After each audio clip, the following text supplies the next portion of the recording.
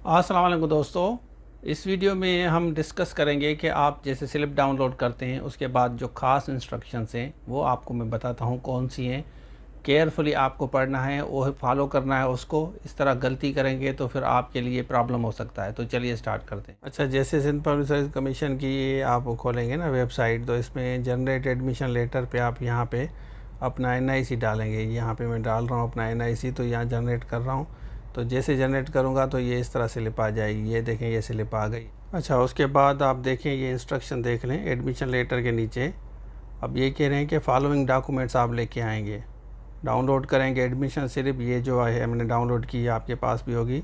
Original NIC होगा और original bank चालान। Mobile phone वगैरह डिवाइस स्ट्रिक्टली प्रोहिबिटेड है, वो नहीं लेके जाना आपको। अगर लेके जाएंगे तो फिर आप खुद रिस्पॉन्सिबल होंगे।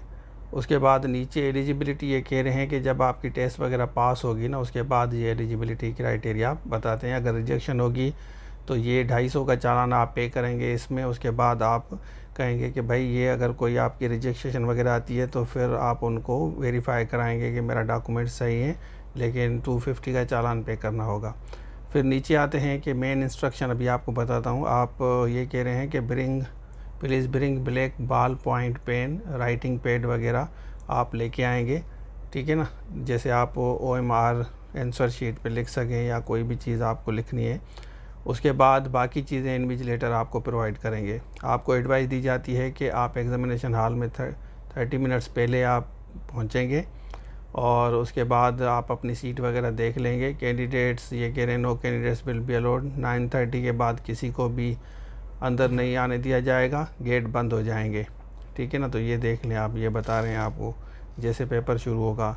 Bring your own writing material, आप अपने लेके जाएंगे कोई भी ख़ास जो चीज़ें हैं, लेकिन बुक वगैरह पेपर लिटरेचर वगैरह अलो नहीं है। स्मोकिंग वगैरह नहीं होगी, ये तो कॉमन चीज़ें हैं। उसके बाद आप right your name roll number आप लिखेंगे। OMR शीट आपको तो दी जाएगी, मैं आपको बाद में बताऊंगा कि वो किस तरह फिल करना है, जिनको नहीं पता, ज़्यादातर बच्चों को पता है। कह रहे हैं कि अगर आप यहाँ पे कह रहे हैं कि any initial notation symbols religion versus वगैरह नहीं लिखनी है आपको कॉपी पे आंसर शीट पे। जैसे बच्चे कहते हैं अल्लाह का नाम में आपको मेरी शादी नहीं होगी, आप मुझे पास करना, इस तरह को वर्स वगैरह लिखते हैं, तो ये गलत बात है। जैसे हमारे फैकल्टी को भी काफ़ी बच्चे कहते हैं कि सर दुआ करेंगे आप हमें फ्री में नोट्स दे दें, लेक्चर्स दे दें, तो ये हमारे आदत बनी हुई है। गवर्नमेंट में भी इसी तरह जैसे मांगते रहते हैं, इसी तरह बच्चे भी कुछ होते हैं। तो ये काइंडली इससे अवॉइड करें, वर्स वगैरह नहीं लिखना, अदरवाइज़ आप रिजेक्ट हो जाएंगे। उसके बाद कह रहे हैं कि फॉलो द वर्बल इंस्ट्रक्शंस, जो भी इन्विजिलेटर आपको देंगे उसको आप फॉलो करेंगे।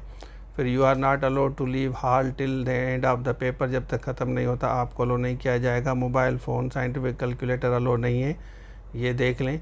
और अगर आप लेके जाएंगे तो वो आपसे लिया जाएगा, वहाँ पे अपने पास रख लेंगे कब्ज़े में, तो आपको नहीं मिलेगा वो।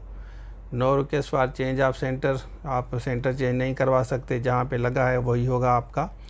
Any breach of general instructions, अगर आप कोई ब्रीच वगैरह करेंगे तो डिस्क्वालीफाई हो जाएंगे इस एग्ज़ाम में भी, जो आपके दूसरे एग्ज़ाम होंगे उसमें भी।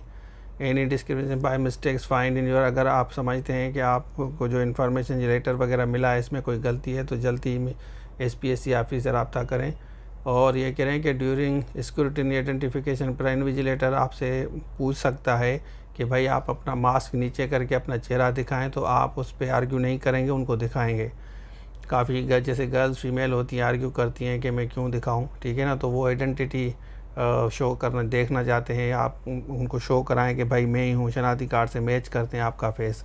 ज़्यादातर फ़ीमेल के लिए फ़ीमेल ही होती हैं, कोई इशू नहीं है। Answer copies will be collected, आपकी सीट से कलेक्ट की जाएगी। इस तरह नहीं होगा कि आपने कर ली तो आप उधर डाइस पे जा रहे हैं, तो वहीं पे आप उनको बुलाएंगे तो वो आ जाएंगे। No candidate will be allowed to leave the hall till the copies are collected, जब तक नहीं होगा तब तक हॉल या रूम से वापस बाहर नहीं जाएंगे।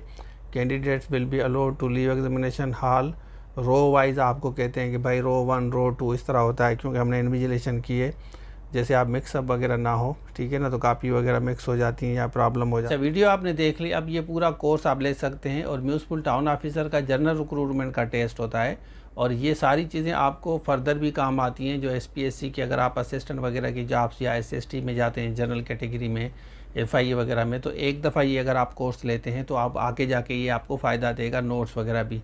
तो इस नंबर पर रब्ता करके आप ले सकते हैं। और दूसरे जो बच्चे हैं सब्जेक्ट स्पेशलिस्ट के, वो भी आप ले सकते हैं कोर्स, वो भी अवेलेबल है। तो ये था आज के लिए, थैंक यू सो मच। अल्लाह। और IBS TS हो, BPS 5 to 15, municipal town officer हो, आपका लेक्चरर हो, एसे राइटिंग हो, पिरसी राइटिंग हो, या जूम लाइव क्लासेस इंग्लिश के लेने हैं, तो आप इस नंबर